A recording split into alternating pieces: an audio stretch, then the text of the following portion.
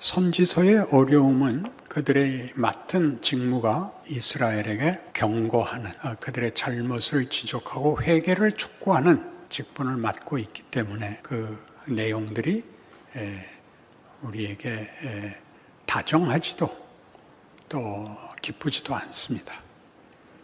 그러나 이것은 마치 부모가 드는 회초리같이, 선생님의 꾸중같이 우리를 위하여 있는 것이지 겁을 주기 위하여 있거나 하나님의 분노를 폭발하려고 있는 것이 아닙니다.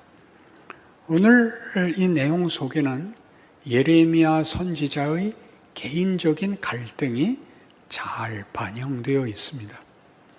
그는 이스라엘 백성에게, 더 정확히 말하면 유다 백성들에게 나라가 이제 망할 것이다. 너희들이 하나님을 배신하고 거역했기 때문에 너희는 망하게 되어 있고 성전도 다 회파될 것이며 바벨론이 너희를 잡아가서 이방 땅에서 너희가 포로가 될 것이다. 그것이 하나님의 뜻이니 순순히 순종해라. 이래서 그가 험한 말을 하는 것으로도 미움을 받았을 뿐만 아니라 이방 땅에 잡혀가는 것이 하나님의 뜻이니 순종하라고 하는 것을 인하여 우월감을 가진 유다 백성들에게 하나님을 무시하고 또 선민된 자기네 나라가 이방에 잡혀가는 것을 하나님의 뜻이라고 하는 데 대해서 크게 반발하게 됩니다. 그래서 예레미야는 갖은 고초를 다 겪습니다.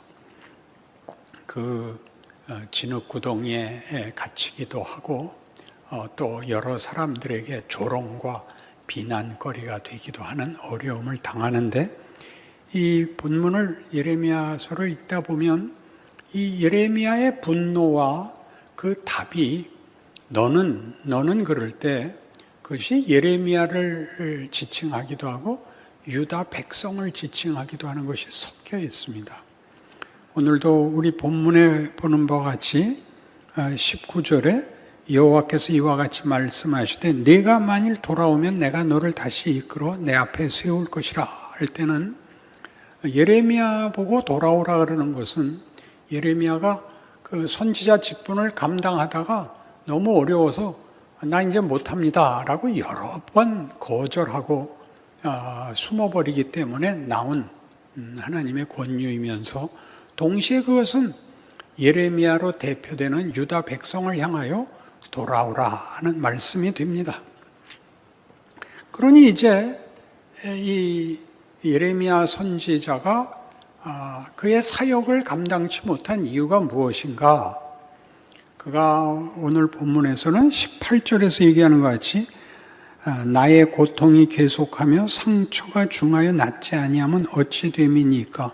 주께서는 내게 대하여 물이 말라서 속이는 시내 같으시리이까? 물이 말라서 속이는 시내란, 거기 물이 늘 흘러서 물을 찾아갔는데 말라서 아무것도 없는, 하나님은 나를 선지자로 세웠으면 이 백성에게 은혜를 베풀기 위하여, 구원을 베풀기 위하여 세우신 것 아닙니까? 그런데 그 말을 전하는 나도 박해를 받고 조롱과 수치와 고통 속에 있을 뿐 아니라 하나님마저도 이런 거역하는 백성들 앞에 나를 세우시고서 그 보상이 아무것도 없는 고난만 겪게 하시고 백성들도 회개하지도 않고 나보고 어쩌란 말입니까? 이것이 큰 고통입니다. 그것은 이스라엘 백성 전체가 역사적으로 겪었던 고통입니다. 그들은 선민이며 약속을 갖고 있으며 성전과 율법을 가진 다른 이방인들과 비교할 수 없는 고급한 특별한 민족이었음에도 불구하고 하나님께서 저들에게 그들을 특별히 구별하신 어떤 대가, 특별한 혜택이 없어 보입니다. 이들은 더 모진 역사를 겪어야 하는데 다른 세상 나라가 자기 마음대로 사는 것은 뭐 특별히 벌받을 일이 없지만 이스라엘에게는 하나님의 보시기에 마땅치 아니하면 늘 심판과 징계가 내려오는 역사를 걸어야 했던 고단한 역사를 겪게 되었죠. 오죽하면 그들은 보상받기 위하여 우상도 섬기고 하나님이 노여워하실까 봐 하나님도 버리지 못하는 그런 혼합된 종교를 가지는 자리까지 가게 됐고, 그리하여 오히려 하나님께 더 큰 진노와 심판을 받게 되는 자리까지 이릅니다. 우리 모두가 가지는 의문 아닐까요? 예수를 믿고 더 정결하게 살며 더 높은 꿈을 가지며 믿음 가운데서 사망이 전부이고 공포와 다툼이 전부인 세상에서 빛과 소금이며 진리며 생명이며 소망인 우리가 예수를 믿는다는 것으로 오히려 더 많이 세상에서 배척받고 또 심한 대접을 받고 원치 아니하는 어려움 속에 늘 매여 있는 것을 생각하면 예레미야의 한탄은 예레미야라는 한 선지자의 한탄이 아니라 우리 예수를 믿는 구약시대에는 이스라엘 선민들에게 역사 내내 반복됐던 고통이며 의문이며 이해할 수 없는 현실이었던 것입니다. 근데 우리는 이 예수 믿는 문제를 이렇게 하나님이 해주시면 믿고 이렇게 안 해주시면 안 믿고 에서 출발하여 하나님이 내 소원을 들어줬기 때문에 나도 하나님을 혹은 예수를 믿기로 했다 이렇게 출발하는 것이 아니라 어느 날 성령의 감동으로 하나님이 누구신지 알게 됐고 예수가 누구인지 알게 됐고 내가 누구인지 알게 된 일로 시작을 합니다.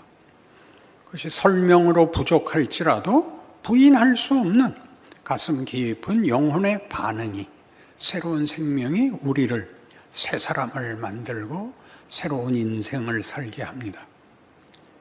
그렇게 우리를 붙잡고 시작하신 우리 하나님이 우리를 위하여 그 아들을 보내신 하나님이 죽음을 물리치고 부활하신 예수님이 그의 백성들에게 이렇게 침묵하시는 이유는 뭡니까? 라는 생각이 드는 것이 성경에 반복되는, 특히 구약에서 반복되는 이스라엘 백성들의 질문이었던 것입니다. 그런데 우리는 그러니 이게 뭐가 잘못된 것인가?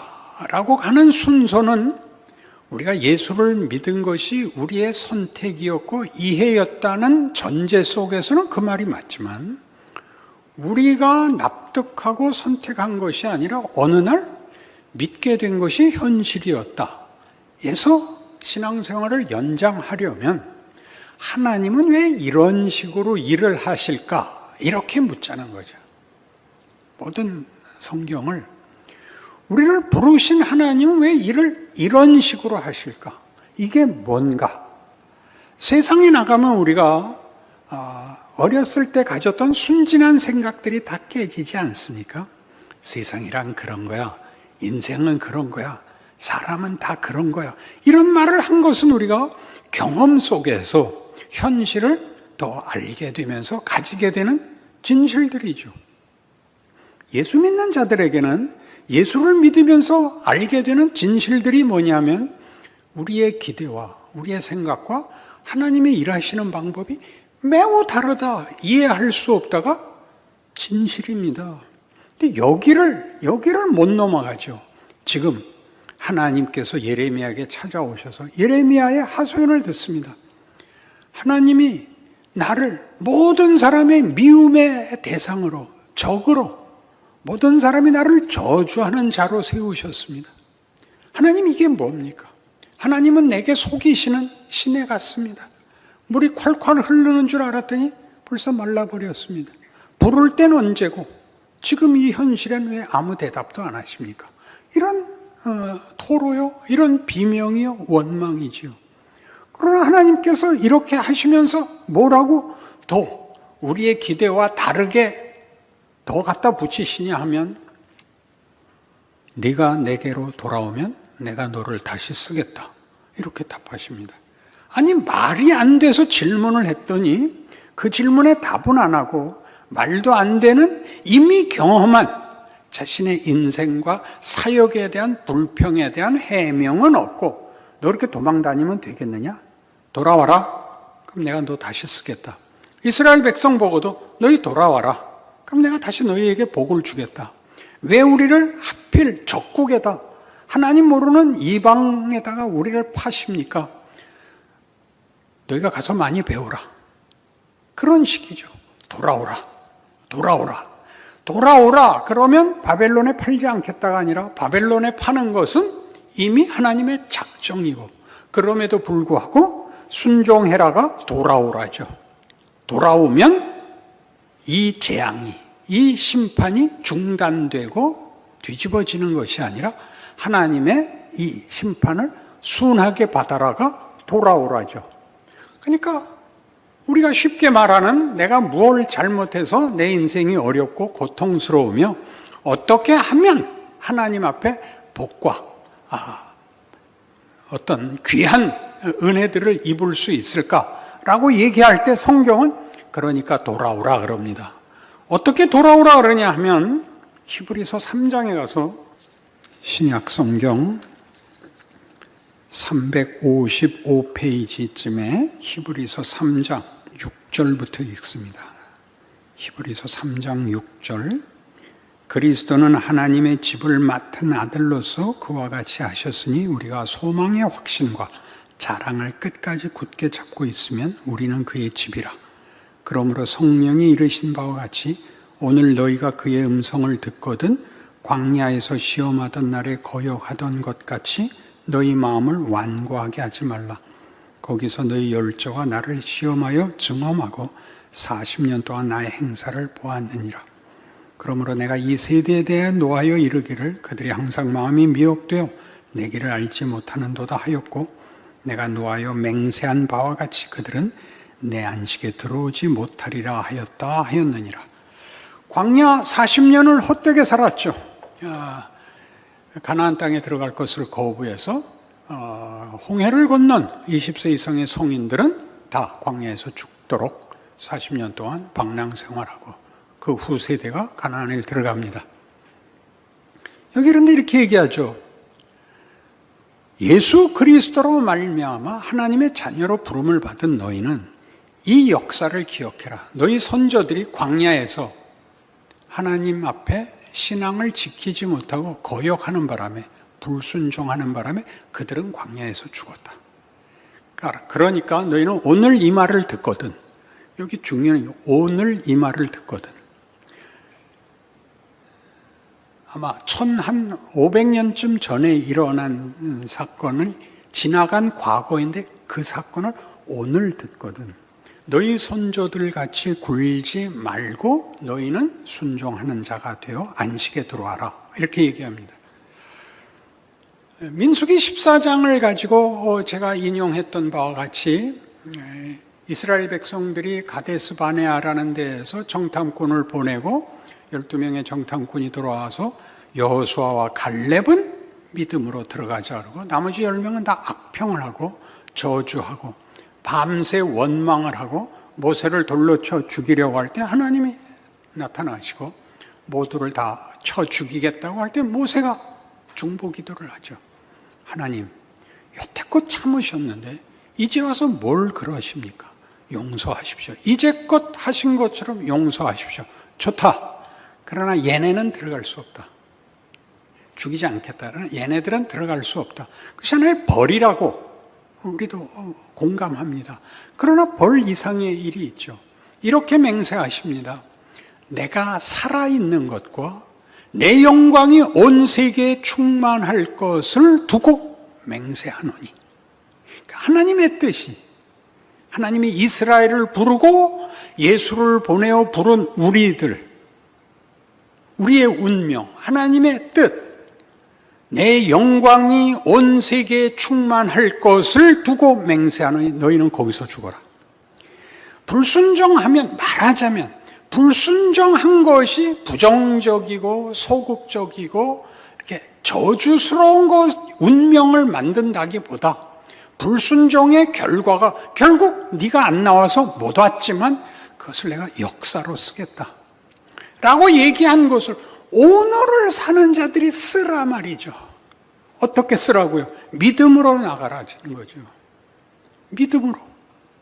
그 많은 기적을 보고 나왔는데 10가지 재앙, 홍해를 가르는 일, 구름기둥, 불기둥, 만나와 메추라기, 반석에서 나오는 물에도 불구하고 못 들어간 이것이 오늘 우리에게도 똑같이 어디까지는 오고 어디에서 넘어진, 그러나 오늘 어저께 넘어진 곳에서 운명이 끝나지 않은 오늘이 있거든. 오늘 너희가 이 말씀을 듣거든. 오늘은 네 것이다. 네가 순종해라.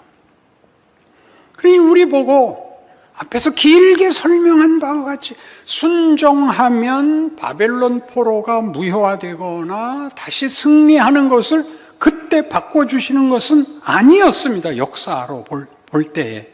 그러나 잡혀간 그것이 복을 받은 것보다 더 큰 유익과 역사를 만들어냈다는 것.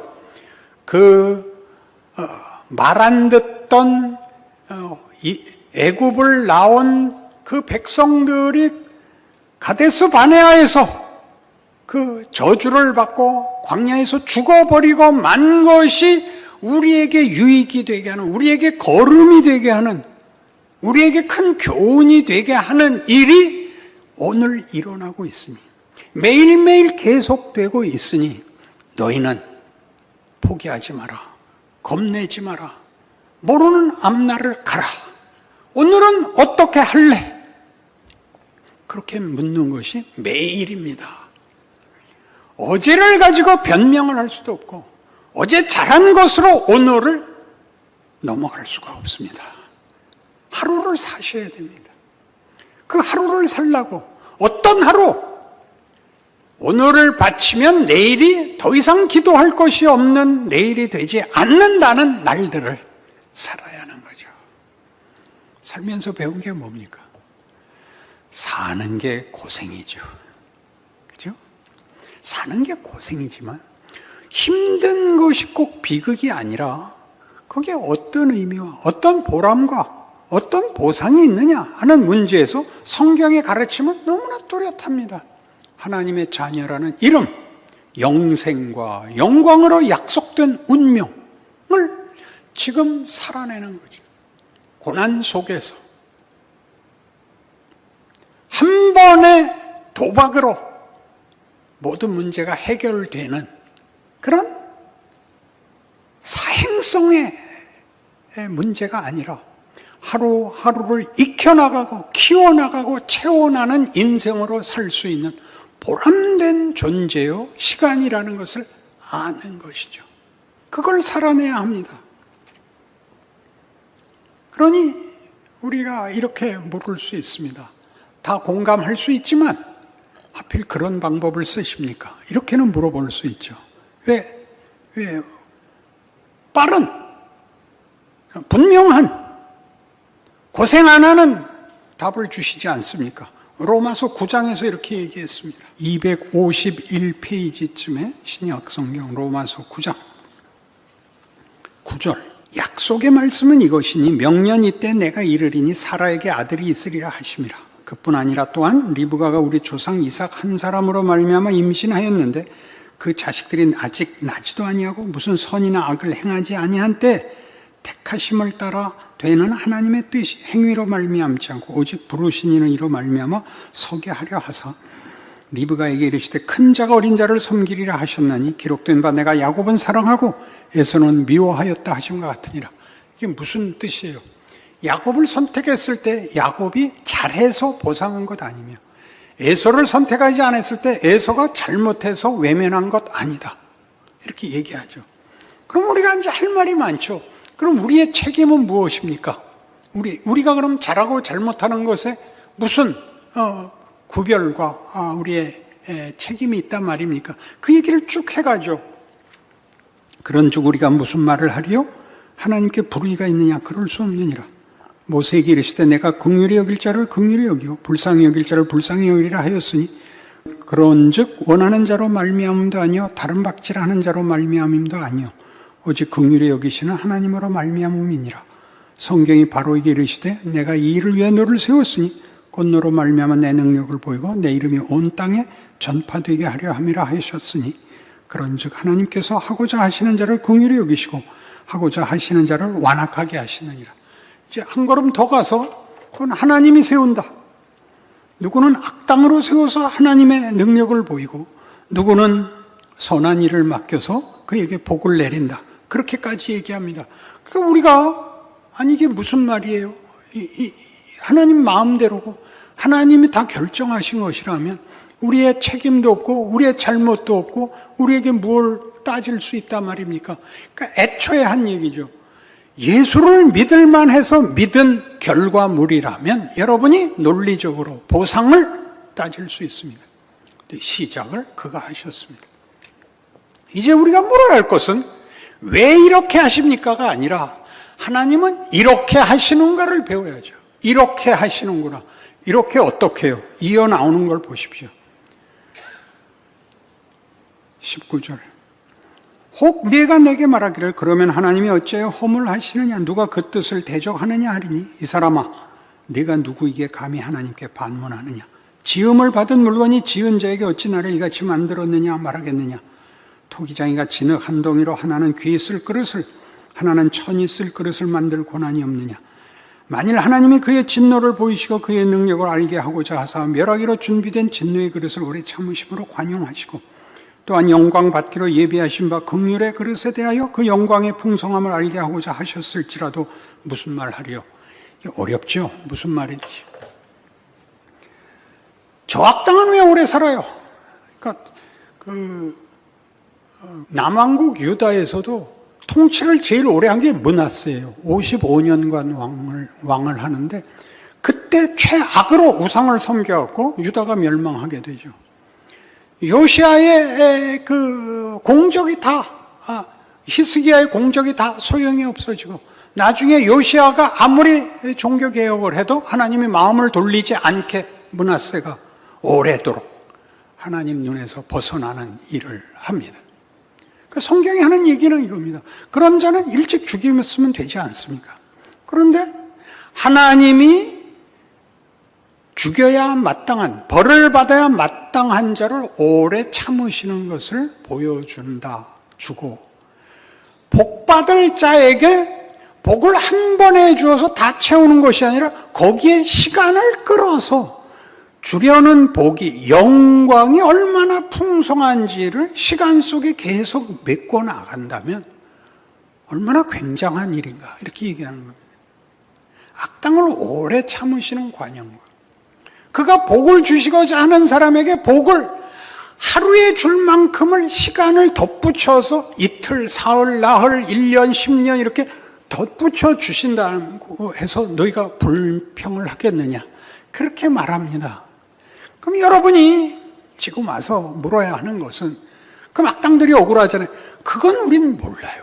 하여튼 여러분은 예수를 믿고 하나님의 약속 속에 들어와 있는 보혈의 공로 의지하여 있는 자들이잖아요. 그런데 왜 그 얘기하느라고 여러분이 살아야 할 하루를 복되게 살고 오직 의인은 믿음으로 말미암아 살리라를 지켜내는 일은 안 하고 있냐 말이죠. 쟤는요. 그때 뭐라 그랬어요 예수님이? 쟤는요. 그러니까 저건 쟤가 어떻게 되는지 넌 알 바 아니고 너나 네 길 가라. 넌 나중에 순교당할 거다. 베드로에게 그랬죠. 우리는 복받은 자잖아요. 하나님을 알게 됐잖아요. 예수를 믿잖아요. 십자가가 무언지를 알잖아요. 보혈을 흘려 성립시킨 것이라는 걸 알잖아요.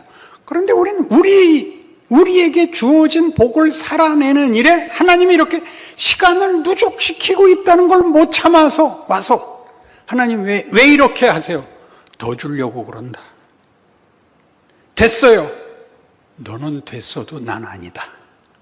그러니까 여러분, 이 일이 얼마나 성경 속에 많으냐 하면 모세를 생각해 보세요. 모세가 제일 분통이 터졌던 게 뭐죠? 자기 민족을 위하여, 하나님을 위하여 일어났던 40세 하나님이 반응하시지 않은 거죠. 그래서 미디안 광에서 40년을 녹아났잖아요. 분노도, 원망도, 후회도, 한숨도, 모든 감정이 다 없어지도록 그가 녹아난 다음에 80세에 부릅니다. 하나님, 당신 어떻게 일을 이렇게 하세요? 나는 하나님의 길을 중단하는 적이 없는 하나님이니라. 그 40년이 그에게 누적이 돼요. 그 마지막 40년 이스라엘 백성을 끌고 광야 생활을 견뎌내게 하는 겁니다. 그렇게 만들죠. 모세는 위대한 사람입니다. 그는 온유하기가 지면에서 가장 승한 자니라 라는 칭찬을 받죠. 어디서 만들어졌다고요? 거기서. 그 죽어나갔던 미디안에서. 욥은 뭐라고 화를 냈죠? 하나님, 내가 만일 죄를 지었다 한들 하나님에게 나 같은 것 하나가 잘못하는 게 뭐가 그렇게 대수입니까? 뭘 째째하게 그걸 갖고 와서 나한테 화를 내십니까? 라고까지 했다고요. 어디로 끌고 가려고요? 자기 하나의 세상을 끌어내 하나님의 창조와 하나님의 일하시는 전 영역의 동반자로 끌어내서 자기와 자식들을 위하여 하던 제사가 전부였던 욥이 자기를 비난하던 친구들을 위하여 중보 제사를 드리는 자리에까지 가죠. 우리는 그런 존재들입니다. 여러분, 엘리야는 어떻게 됐는지 아시죠?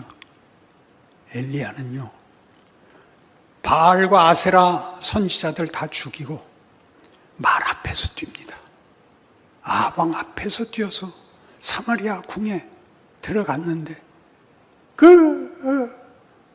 왕비가 시퍼렇게 날이 서가지고 내가 널 오늘 죽이지 않으면 말도 안 된다. 너 죽이고 말겠다. 그래서 거기서부터 호렙산까지 도망가서 하나님께 항변하죠. 엘리야야, 너 왜 여기 있느냐? 하나님, 모든 하나님을 믿는 자 다 죽이고 나 하나 남았는데 나도 죽이려고 그래서 왔습니다. 그게 무슨 뜻이에요? 하나님 너무하십니다. 어떻게 저보고 일하라는 겁니까? 거기에 불러내서 뭐라고 그러세요? 너 가서 하사엘을 아람 왕 삼아라. 예후를 북왕국 이스라엘 왕으로 세우라. 그리고 엘리사로 네 후임을 삼아라. 역사는 더 가야 된다. 시간을 더 가는 것이 하나님의 충만함과 그 누적시키는 영광의 더할 나위 없는 무게요 부요함이란다 라고 얘기합니다. 그러니 여러분, 역사가 우리 눈에 말이 안 되게 흘러가고 우리의 현실에 하나님이 없는 것 같고 하나님이 외면하신 것 같고 믿을 수 없고 하는 그 시절이 결단코 하나님이 없을 수 없는 시간이라고 말하는 성경의 약속을 여러분이 실천하셔야 되는 겁니다. 이런 일들이 다 일어납니다. 이스라엘 역사의 가장 중요한 두 가지 사건, 애굽을 탈출하는 것과 바벨론 포로가 되는 것. 인류 역사의 가장 큰 사건, 성자 하나님이 세상에 오셔서 우리 손에 죽고 부활하시는 것. 그렇게 우리가 만들어져 있습니다. 우리가 그렇게 만들어져 있습니다. 흙으로 빚은 정도가 아니라 보혈과 그의 찢긴 살로 부활 생명으로 만들어 영광과 영생으로 우리의 삶을 지금 누릴 수 있게 고난의 인생 속에 위대함을 약속하고 있습니다. 그 인생을 살아내는 여러분, 그리고 현실에 대한 신자의 이해가 되어 믿음의 승리가 있기를 바랍니다. 기도하십시다. 하나님 아버지, 우리 현실은 무섭습니다. 사망과 공포와 의심과 원망이 난무하고 있습니다. 그러나 우리는 기억합니다. 하나님이 살아계십니다. 일하고 계십니다. 바다가 뛰놀고 산이 뒤집어질지라도 하나님의 성실하심과 자비하심과 긍휼하심과 복주심이 인류와 역사와 운명 위에 하나님의 뜻이 꽃 피워지고 풍성한 열매를 맺고 우리 모두의 찬송을 받아내리라 믿습니다.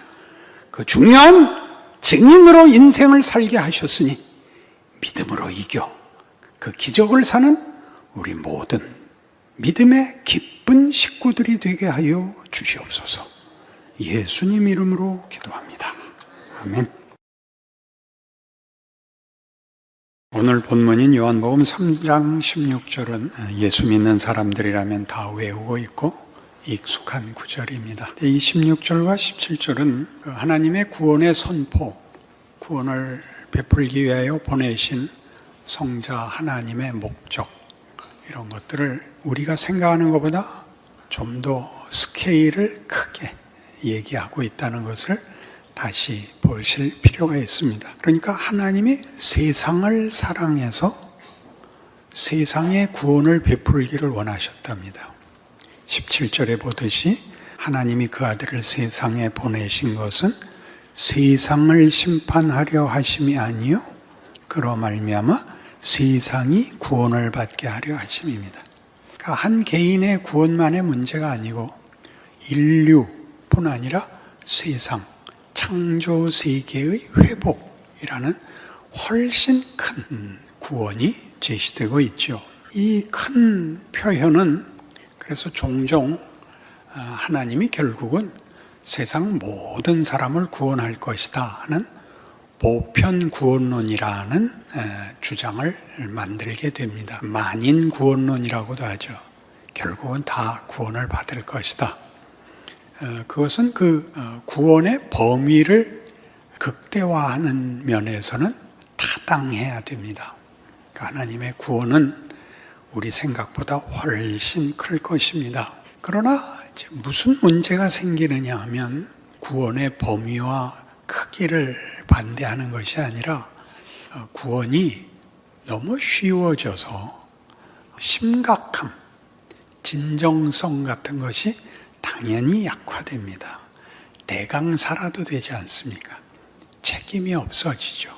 우리가 인생을 보면 살면서 다 느끼듯이 뭐가 부족해서 문제가 아니라 인간 영혼의 갈증을 채울 다른 답이 없기 때문에 모두가 두려워하고 모두가 분노하는 겁니다. 우리가 누구를 처벌함으로써 만족을 느낄 수는 없는 것입니다. 그것이 인간 영혼과 존재의 가장 중요한 답이지요.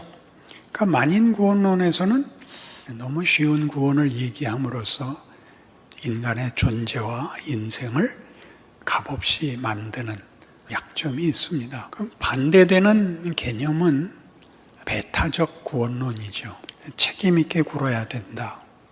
예수를 믿어야 된다. 예수를 믿어야 된다는 말이 굉장히 배타적으로 쓰입니다. 하나님이 예수로 구원을 베풀려 오신 것이 강조되기보다 우리가 믿어야 되는 것이 강조되죠. 이것은 분명히 그렇습니다. 인간은 이 구원에서 자신의 정체성과 운명과 실존에 대한 깊은 반응이 있어야 됩니다. 그러나 여기에는 또 어떤 문제가 있냐면 은혜와 실존이 없어집니다. 은혜는 우리의 책임보다 더 커야 맞고 또 현실이 해결이 돼야 맞는데 이 구원론을 아무리 펴도 현실적인 만족이 있는 신자는 없습니다. 우리는 전부 우리의 구원받은 정체성 그리고 운명을 배타적 구원론에서는 어떻게 써먹느냐 하면 난 믿었고 넌 안 믿었다. 그래서 넌 지옥 가고 난 천국 간다. 이렇게 한단 말이죠. 제일 많이 들었던 검문소에서의 검문이 뭐였습니까? 당신은 구원 확신이 있으십니까? 이거 한 번씩 다 당해보셨죠? 신분증 좀 보실까요? 어느 날 어디에서 어떻게 구원 받으셨습니까? 이건 우리에게 매우 중요한 질문이었습니다. 이것이 영생의 문제며 운명의 문제라는 걸 가르쳐 줬습니다. 그런데 문제는 우리가 아직 그 결국에 가 있지 않은 현실을 살아내야 한다는 문제에는 답을 못했습니다. 그러니까 우리는 우리의 운명을 확인하기 위해서만 구원 확신을 논한 게 아니라 믿지 않는 자들을 필요 이상으로 비난해서 우리를 안심시키는 수밖에 없었습니다. 그러니 전도도 어떻게 됐냐면 예수 천당은 맞습니다. 불신 지옥이 어디가 더 강세점이 있을까요? 너 안 믿으면 죽어. 이게 강하고 우리 많이 쓰는 자기 변명, 자기 안심이 뭐죠?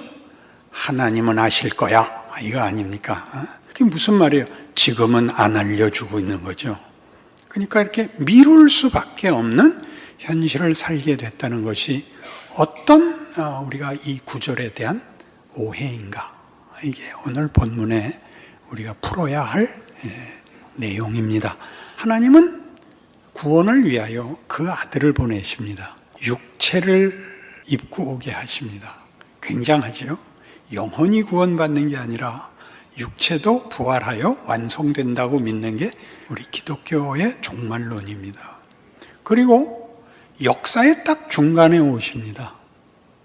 역사의 한복판에 오셔서 과거가 있고 아직 남아있는 미래 사이에 오셔서 인류를 구원하시죠. 그러니까 존재들을 구원하시는데 과거의 존재, 지금의 존재, 앞으로의 존재까지 구원하십니다. 그러니까 말하자면 예수님은 과거와 미래 사이에 한 일정한 시간에 오셔서 과거와 미래는 살아보지 않은 자리에 있었고 또 유대 땅에 태어나셔서 다른 나라는 경험하지 않은 나라에서 자기 생애를 보내십니다. 그러니까 예수님은 어떤 의미에서 역사와 공간의 속에 잡혀 있습니다. 뭘 어떻게 하려면 그 바깥에서 세계보다 시간보다 더 큰 데서 뒤집어야 되는데 그 한계에 들어오셔서 시간과 공간을 운명을 결정해 버리시거든요. 그러니까 어떻게 그런 일이 있느냐의 문제가 아니라 그렇게 하셨더라는 거죠. 예수님이 오셔서 시간과 공간과 육체로 그리고 그때 어떤 언행으로 하나님의 구원을 하나님의 목적을 우리에게 보이셨고 이루셨다. 이게 성육신의 교리요 십자가 신학이요 부활 소망이라 이렇게 표현되고 있습니다. 그러니 우리가 어떤 한 사람을 예수 믿는 문제로 얘기할 때 그가 오늘 죽어도 천국에 갈 것인가? 이게 우리의 현실적인 질문이 아니라 결국 천국에 갈 사람이 오늘 왜 이렇게 복기고 살아야 되는가? 신자는 그 약속만 있고 현실화되지 않은 정황은 어떻게 이해해야 할까? 무엇을 할 수 있는가? 예수 믿는 자는 뭐가 다른가? 이렇게 물어야 되는 것입니다. 그래야 답이 나오죠. 모두 다 도망갔잖아요. 천국으로 도망갔잖아요. 여기 살고 있는데 답은 다 천국이잖아요. 죽으면 천국 간다. 천국에 가면 너 없을지도 몰라. 있다고 말밖에 할 게 없잖아요. 그게 아니라 천국에 갈 사람은 세상 사람들이 내세도 없고 말하자면 낙관할 아무 의지가 없는 상태에서도 현실을 살아낼 수밖에 없는 이 외면할 수 없는 현실을 예수를 믿으면 뭐라고 이해하고 뭐라고 답을 하는가 해서 책임을 져야죠. 이걸 세계관이라고 그럽니다. 세계관이라는 것은 하나님이 일하심이 우리가 보는 인류가 경험하는 모든 것, 시간과 공간과 경우를 포함하고 계시다는 뜻이죠. 그래서 그 안에 일어난 모든 일이 하나님의 지혜와 능력과 계획과 뜻을 이루는 하나님의 방법이라고 이해를 하는 것이죠. 세상에서의 세계관은 예를 들면 자연주의란 생로병사입니다. 그리고 다른 종교들은 현실적인 필요에 대한 울부짖음밖에 없습니다. 언제 이사할까요? 어디로 갈까요? 이 병 고쳐주세요. 누군진 모르니까 비나이다죠. 비나이다. 누구라도 좋으니까 내 이 정성에 감동해 주십시오. 이게 다른 종교는 다 이겁니다. 그것이 율법화되었든 그것이 형식화되었든 여기가 다르죠. 우리는 기도할 때 대상이 있고 그 대상은 우리에게 뜻이 있고 계획이 있고 간섭하시고 붙들고 계시고 약속하시고 운명을 선언하신 분입니다.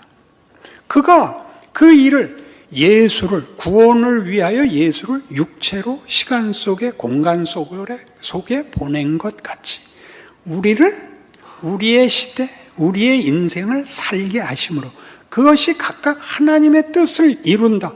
이것이 우리가 이해하는 역사요 시간이요 현실이요 경우요 내 자리요 내 책임이라고 이해하는 것입니다. 우리는 이 큰 그림을 이 기독교 세계관을 이렇게 좋게 설명한 도움을 받고 있습니다. 성경은 드라마다 그런 책이 있습니다. 저자를 잊어먹었습니다.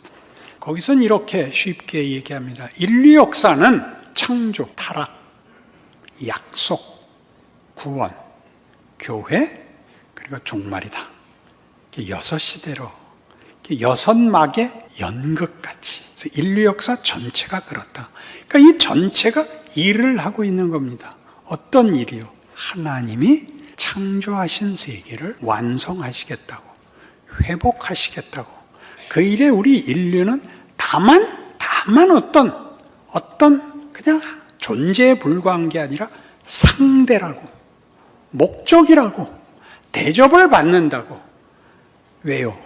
죄를 질 기회까지 줬으니까요.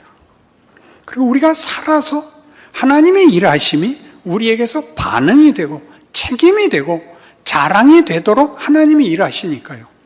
그래서 대표적인 성경 구절로는 우리 고린도전서 1장에 나오는 바와 같이 십자가의 도가 믿지 않는 자들에게는 미련한 것이요 믿는 우리에게는 하나님의 능력이요 하나님의 지혜니라. 이런 말을 하려면 이 말을 현실에서 할 수 있어야죠. 말싸움할 때 하거나 예수를 믿었지만 더 이상의 보상을 받지 못한 이가 놀리는, 그래서 원망스러운, 보복을 할 수 없는 그 시점에서 하는 넌 몰라도 하나님은 아셔. 이런 때 써먹으라고 준 게 아니라 왜 내가 이 고생을 해야 되는가? 이게 뭔가에 대하여 이해와 책임과 기회라는 반응을 보여야 된다고 성경이 우리를 가르치는 것입니다. 그러니까 그가 얼마나 큰 확신을 갖고 있느냐가 문제가 아니라 그가 자기가 서 있는 자리, 인류의 이 긴 역사 속에서 많은 과거와 교훈을 갖고 지금 예수 믿어 오늘을 사는 지금의 현실, 지금의 대한민국, 정치, 경제, 사회, 교육, 국방 모든 걸 다 포함해서 옛날부터 넘어온 유산, 국민적, 민족적 정서 이런 걸 다 포함하여 지금 내가 사는 현실, 내가 붙들린 자리에서 나는 내 인생을 어떻게 이해하고 어디로 가야 하고 책임이 뭐고 기회가 뭔지 안다 라고 반응을 하셔야죠. 난 믿어. 이건 도망가는 겁니다. 이 문제 풀어봐. 나는 예수 믿는 데니까 하나님이 세상을 사랑하사 이처럼 사랑하사 독생자를 주셨으니 그 시간을 끌고 오시죠. 벤허를 보시면요. 또 벤허?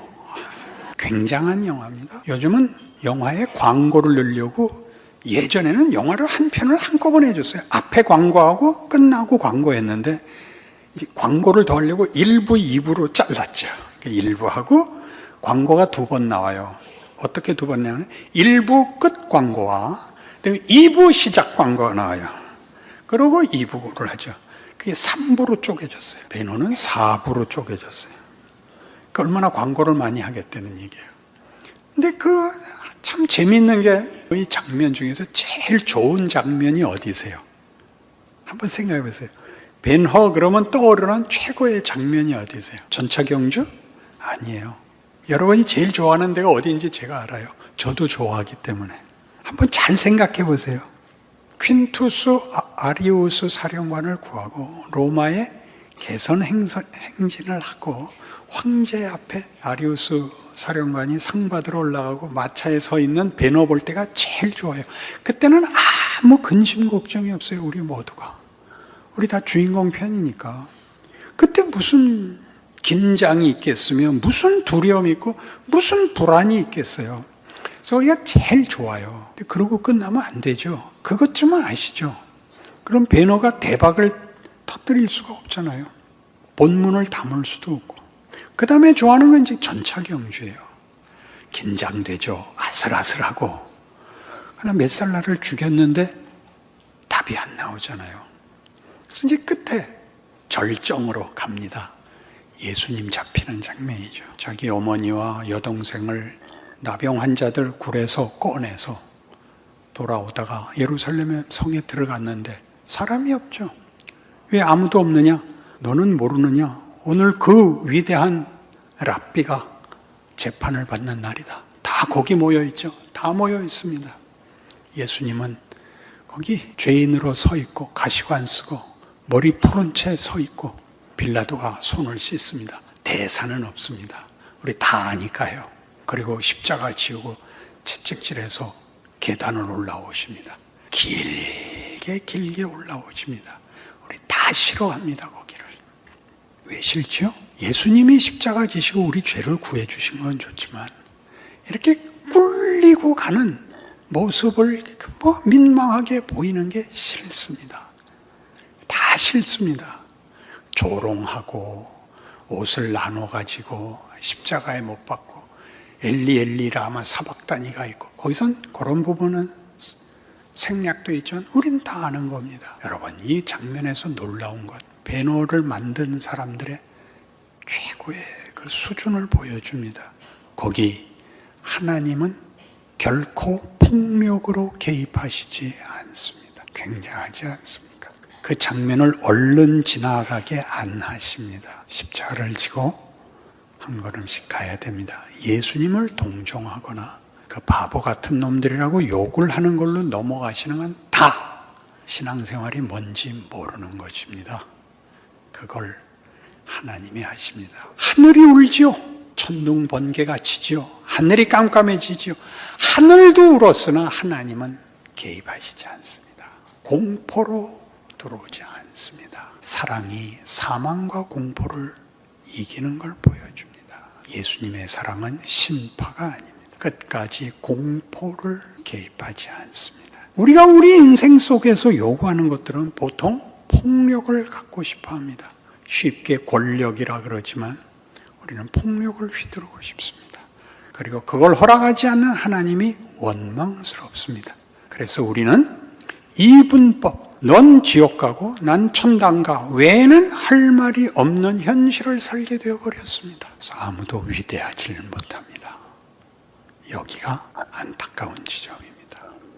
우리는 하나님이 그의 사랑을 붓는 방식이 십자가였다는 것을, 신이 인간에게 조롱을 당하는 모습을 견딘다는 이 일에 대하여 우리는 커다란 충격을 받습니다. 이건 해결할 수가 없습니다. 이건 마지막 날에 우리가 우리 몸에 부활을 입고 하나님 앞에 서야만 할 것입니다. 그러나 하나 분명한 것이 있습니다. 하나님의 사랑은 폭력과 공포의 유혹과 시험을 넘어서 있다. 이것만은 우리가 압니다. 끝없이 용서하신다. 그리고 이기신다. 이기신답니다. 그러니 우리는 우리의 생애에서 우리가 이 역사 속에, 현실 속에 세상에서 살아가는 방법으로 신자를 완성하겠다는 하나님의 구원을 인정하고, 사람을 넌 나쁜 놈이야, 넌 예수 안 믿잖아, 이렇게 이분법으로 재판하지 마시고 그 안에서 살아내셔야 됩니다. 왜 이런 일이 있어?를 얘기하면 안 됩니다. 여기선 어떻게 할래? 라는 질문 앞에 서야 됩니다. 사도행전 4장입니다. 193페이지 신약성경 사도행전 4장 23절에서 30절까지 교독합니다. 사도들이 노임해 그 동료에게 가서 제사장들과 장로들의 말을 다 알리니 그들이 듣고 한 마음으로 하나님께 소리를 높여 이르되 내 주제여 천지와 바다와 그 가운데 만물을 지으시오 또 주의 종 우리 조상 다윗의 입을 통하여 성령으로 말씀하시기를 어찌하여 열방이 분노하며 족속들이 허사를 경영하였는고 세상의 문화들이 나서며 아이들이 함께 모여 주와 내 그리스도를 대적하도다 하신 이로소이다. 과연 헤롯과 본디오 빌라도는 이방인과 이스라엘 백성과 합세하여 하나님께서 기름 부으신 거룩한 종 예수를 거슬러 하나님의 권능과 뜻대로 이루려고 인정하신 것을 행하려고 이 유성에 모였나이다. 주여 이제도 그들의 위협함을 굽어보시옵고 또 종들로 하여금 담대히 하나님의 말씀을 전하게 하여 주시오며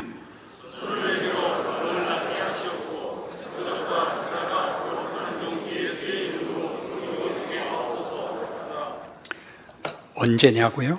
초대교회가 예수를 전파함으로써 정치, 종교 지도자들이 그들을 핍박하는 장면입니다. 예수의 이름을 전하지 마라. 그가 살아났다는 얘기하지 마라. 그 말하면 너희 다 가만 놔두지 않겠다. 그 채찍에 맞고 모욕을 당하고 협박 속에 풀려나와서 이제 모여있는 성도들에게 옵니다. 성도들이 뭘 물어봤을 거라고 생각합니까? 죽으면 죽으리라 라는 일제하의 그 핍박 속에서 순교하신 분들 얘기 속에 나오는 질문과 똑같습니다. 1차 투옥 후에 잠시 감옥에서 풀어준 적이 있어서 그 잡혀갔던 목사들과 장로님들이 풀려나와서 교회로 왔습니다. 교회에서는 많이 기도하고 기다렸죠. 첫 번째 질문이 이것이었답니다. 하나님이 천사들을 보내어 보호해 주시던가? 답은 아니요 였습니다. 우리의 역사입니다. 지금도 똑같은 겁니다. 어떻게 됐습니까? 저들이 우리가 계속 이러면 가만두지 않겠다고 그러더라. 뭐라고 대꾸했습니까? 맞습니다. 시편 2편에 예언한 것 같이 세상은 하나님의 일을 거절하고 방해합니다.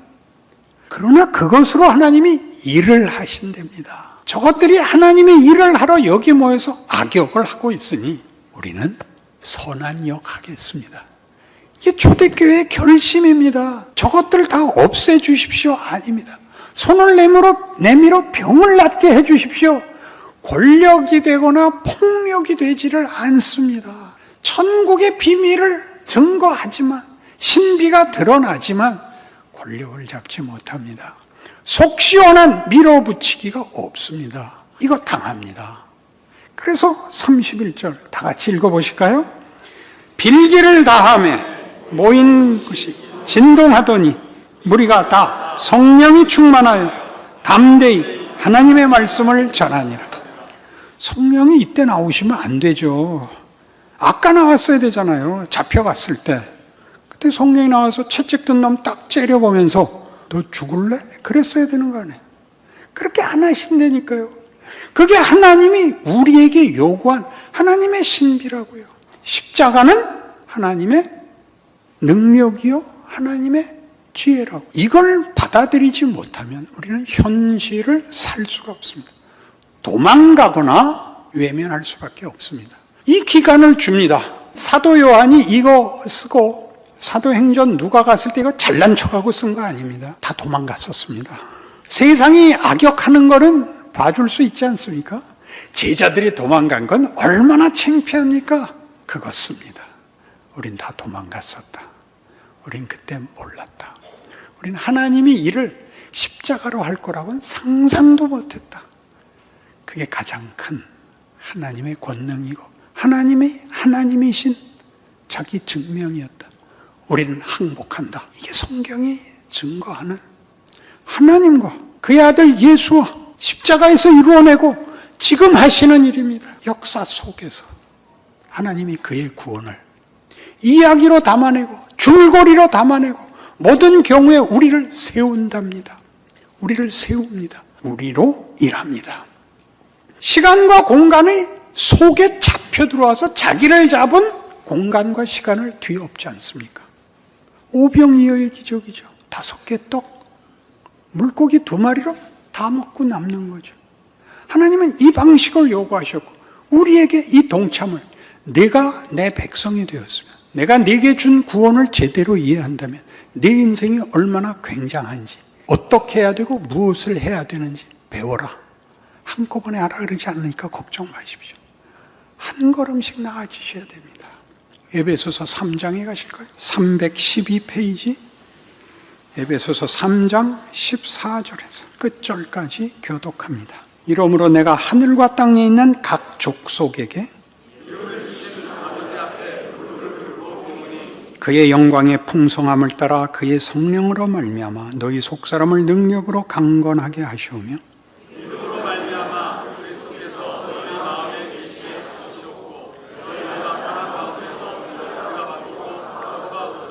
능히 모든 성도와 함께 지식에 넘치는 그리스도의 사랑을 알고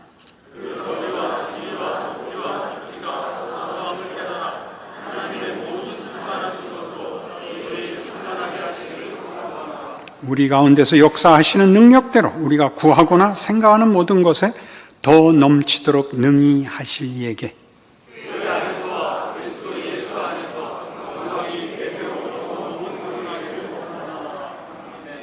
교회는 이렇게 공동체도 교회라고 하고 예수께서 불러 자기의 성도로 삼으신 모든 성도들을 자기와 연합시키는 차원에서도 각 개인들을 교회라고 부릅니다. 마치 구약에서 하나님의 백성을 이스라엘이라 불렀던 것 같이 신약 시대에는 각 개인을 그리고 공동체를 교회라고 부릅니다. 뭘 약속하고 있죠? 사랑을 알라. 사랑이 공포보다 크다. 사랑이 폭력보다 크다. 사랑이 너희가 가져야 하는 인간성의 본질이어야 된다. 이 능력과 이 영광이 충만해질 것이다. 이렇게 약속합니다. 그러니 하루가 이 영광을 만드는 길이라는 것을 기억하는 하루여야 됩니다. 과거를 가지고 변명하거나 운명을 가지고 변명하지 마시고 오늘을 사셔야 됩니다. 그렇게 말하는 자가 아니라 그 장면에서 그 경우와 조건 속에서 예수를 믿는 사람은 어떻게 답하는가? 말하는가? 행동하는가가 매일 여러분에게 열려 있습니다. 그 도전이 매일의 삶 속에 있습니다. 믿는 자와 믿지 않는 자가 동일하게 겪는 공통된 현실 속에서 답이 반응이 영광이 갈라서는 겁니다. 그 위대한 길을 살아내는 여러분이시기 바랍니다. 기도하십시다. 하나님 아버지, 하나님께서 그 아들을 보내신 것 같이 우리 생애를 승리로 이끌 것을 믿습니다. 그러니 오늘 하루를 헛되이 보내지 않고 하나님의 사람으로 반응하고 책임지고 기도하게 하여 주시옵소서. 예수님 이름으로 기도합니다. 아멘.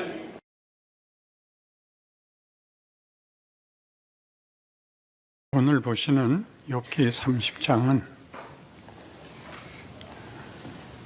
앞에서 읽은 것 같이 이제는 내 생명이 내 속에서 녹으니 환난 날이 나를 사로잡음이라. 밤이 되면 내 뼈가 쑤시니 나의 아픔이 쉬지 아니하는구나. 그가 큰 능력으로 나의 옷을 떨쳐버리시며 나의 옷깃처럼 나를 휘어잡으시는구나. 하나님이 나를 진흙 가운데 던지셨고 나를 티끌과 재같게 하셨구나. 이 욥기 30장은 이제 욥이 앞에서 부르짖었던 그는 의롭게 살았고 그래서 상 받아야 옳은데 무슨 일인지 하나님이 그를 치셔서 그는 가족을 잃고 재산을 잃고 그 몸까지 상하게 되어 이해할 수 없는 지경에서 비명을 지를 수밖에 없게 되었다. 이게 제 욥기의 시작이죠. 그래서 오늘 본 30장에도 나오는 바와 같이 하나님이 나를 이렇게 완전히 망하게 했고 고통스럽게 했고 외면했다라고 화를 내는데 이 일은 27장에서 조금 더 확실하게 얘기하기 때문에 한번 찾아주십시오. 27장 2절입니다. 나의 정당함을 물리치신 하나님, 나의 영혼을 괴롭게 하신 전능자의 사실을 두고 맹세하노니 나의 호흡이 아직 내 속에 완전히 있고 하나님의 숨결이 아직도 내 코에 있느니라. 결코 내 입술이 불의를 말하지 아니하며 내 혀가 거짓을 말하지 아니하리라. 나는 결코 너희를 옳다 하지 아니하겠고 내가 죽기 전에는 나의 온전함을 버리지 아니할 것이라. 이 굉장한 고백을 하죠. 이 굉장한 고백은 나는 지금 설명할 수 없는 처지에 분명히 어떤 벌을 받는 것 같은 자리에 왔지만 나는 내가 아는 정직과 성실을 버리지 않겠다. 그건 내가 죽더라도 지켜야 할 내 원칙이요 나의 신념이요 나의 신앙이다 라고 얘기하는데, 이 말은 사실 우리 앞에 욥기 시작할 때부터 본 바와 같이 하나님 왜 이러십니까? 하나님, 난 이해할 수 없는 이 벌을 나는 용납할 수 없습니다. 나 죽어버리겠습니다. 여러분들도 인생 살면서 신앙인이기 때문에 했던 증거들일 것입니다. 내가 죽으면 하나님 혼자 재밌게 사십시오. 이 반발이 맨 처음 나옵니다. 자폭을 결심하고 나면 그걸로 끝나는 게 아닙니다. 왜냐하면 자폭을 해도 죽을 수가 없습니다. 안 죽이시니까. 그럼 그 다음에 뭐가 나오냐면 하나님, 무슨 일을 이렇게 하십니까? 라고 이번엔 하나님을 공격하게 됩니다. 나래도 이렇게는 안 합니다. 하나님은 높으신 분인데 왜 이렇게 하십니까? 라는 두 번째의 반발이 여기 나옵니다. 그런데 그것은 사실 성경에만 나오는 얘기가 아니라 신자 모두에게 해당되는 현실입니다. 예수를 믿고 나면 안 믿는 것과는 다른 어떤 보상이, 혜택이 있어야 되는 것 아니냐. 그런데 예수를 믿고 나면 세상 사람들 같이 개판으로 살 수는 없지만 환경이 변하지 않고 능력도 변하지 않습니다. 더 못 살겠는 겁니다. 하나님을 믿고 하나님이 자기 아들까지 주어 나를 불러냈다는 우리의 하나님이시라는데 왜 이런 작은 일 하나 돌보아 주시지 않고 도와주시지 않고 이토록 엉터리로 하십니까? 라는 반발이 튀어나오는데, 이 반발은 성경에서는 반복되어서 여러 번에 걸쳐서 나옵니다. 기억할 만한 사건은 출애굽기에 나오는 모세죠.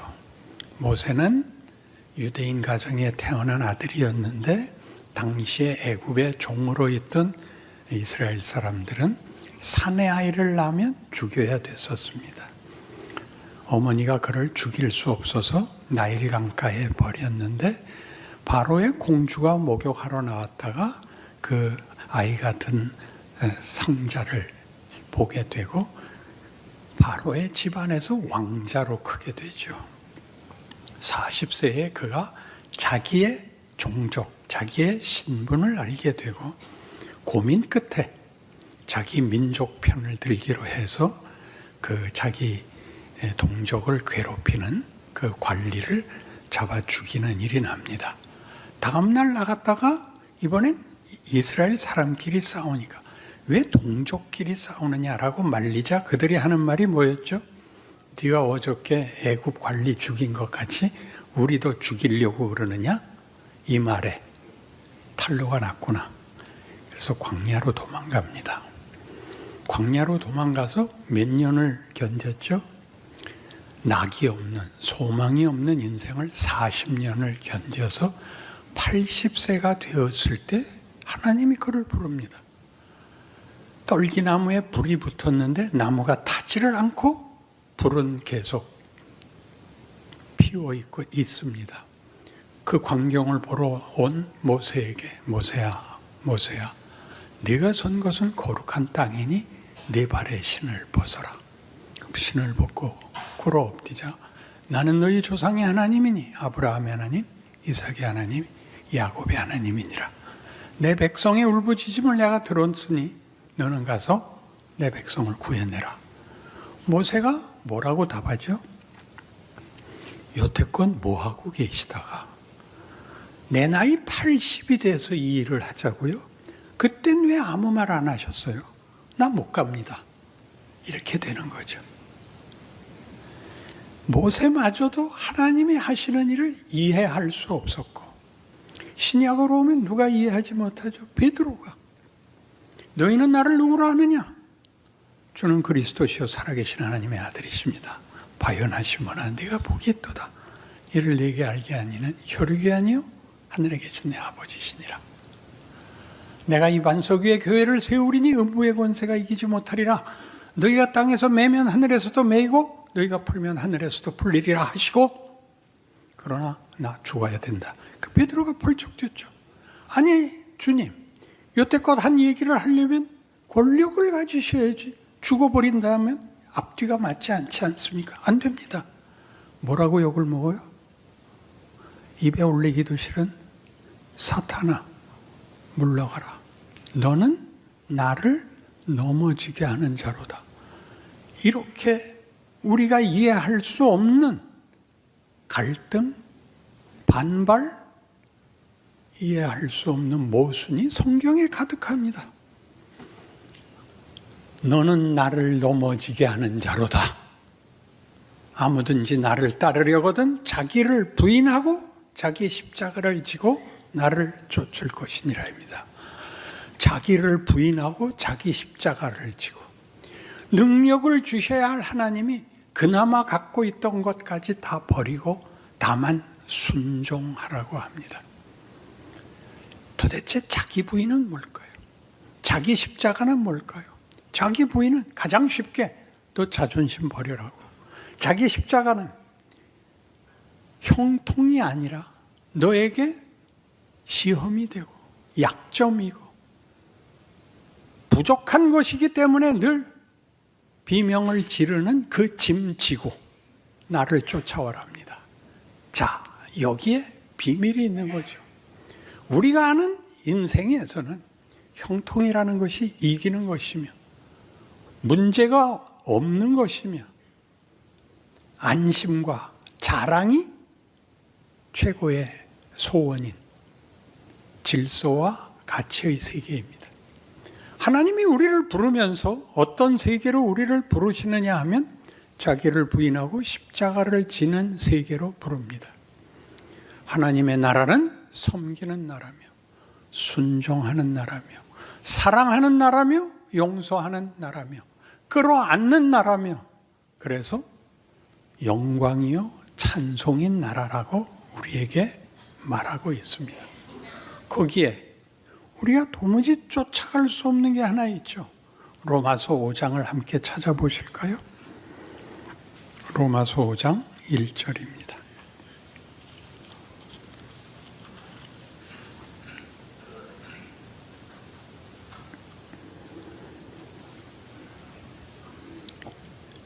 (5장 1절에서) 11절까지를 읽어야 되는데 생각하시면서 함께 읽기 바랍니다.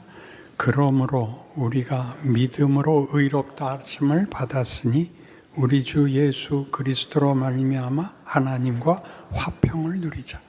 또한 그로 말미암아 우리가 믿음으로 서 있는 이 은혜에 들어감을 얻었으며 하나님의 영광을 바라고 즐거워하느니라. 다만 이뿐 아니라 우리가 환난 중에도 즐거워하나니 이는 환난은 인내를, 인내는 연단을, 연단은 소망을 이루는 줄 알미로다. 소망이 우리를 부끄럽게 하지 아니함은 우리에게 주신 성령으로 말미암아 하나님의 사랑이 우리 마음에 부은 바 됨이니 우리가 아직 연약할 때 기약대로 그리스도께서 경건하지 않은 자를 위하여 죽으셨도다. 의인을 위하여 죽는 자가 쉽지 않고 선인을 위하여 용감히 죽는 자가 혹이거니와 우리가 아직 죄인 되었을 때 그리스도께서 우리를 위하여 죽으심으로 하나님께서 우리에 대한 자기의 사랑을 확증하셨느니라.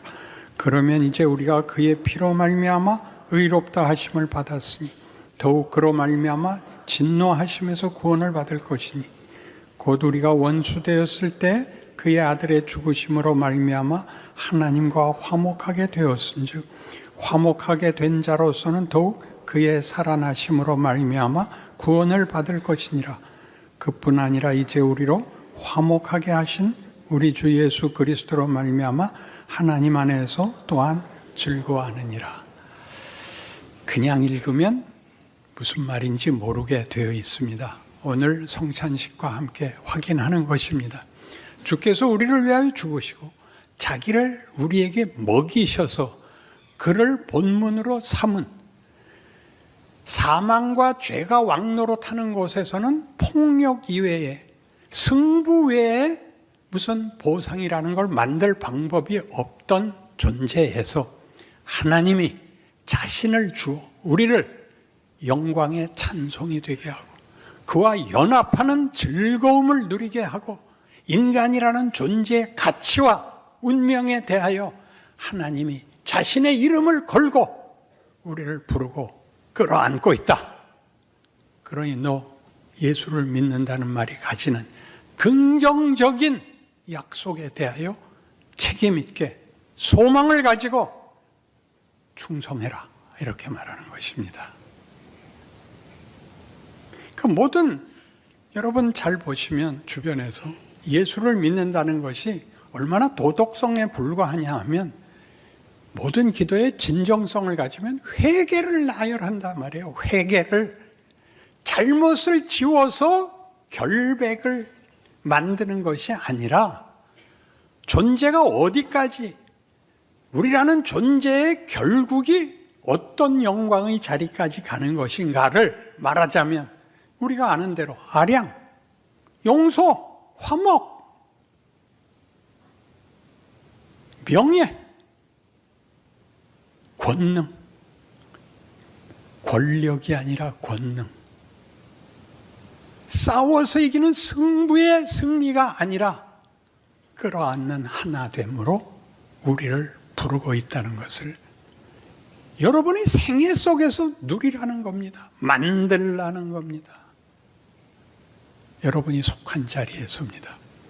하나님이 예수를 육신으로 보냈다는 것은 그것이 초월이라는 이름으로 결과를 다만 빛이 있으라, 사람을 만들자 하는 창조의 명령같이 어떤 결과가 하나님이 주시는 결과가 주어진 선물에 불과한 것이 아니라 인격과 인성과 우리의 고민과 연습과 실패와 낙심과, 아니 그래서 지르는 비명까지 포함해서 나라는 존재는, 내가 겪는 인생은 왜 이것밖에 안 되느냐를 아버지께서 예수를 보내 증명하고 우리의 현실을 살게 합니다.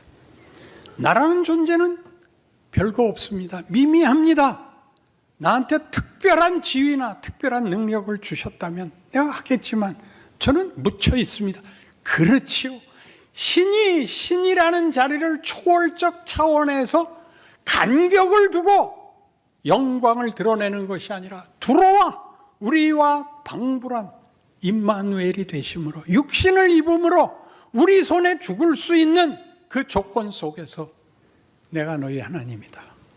내가 너희를 사랑하노라.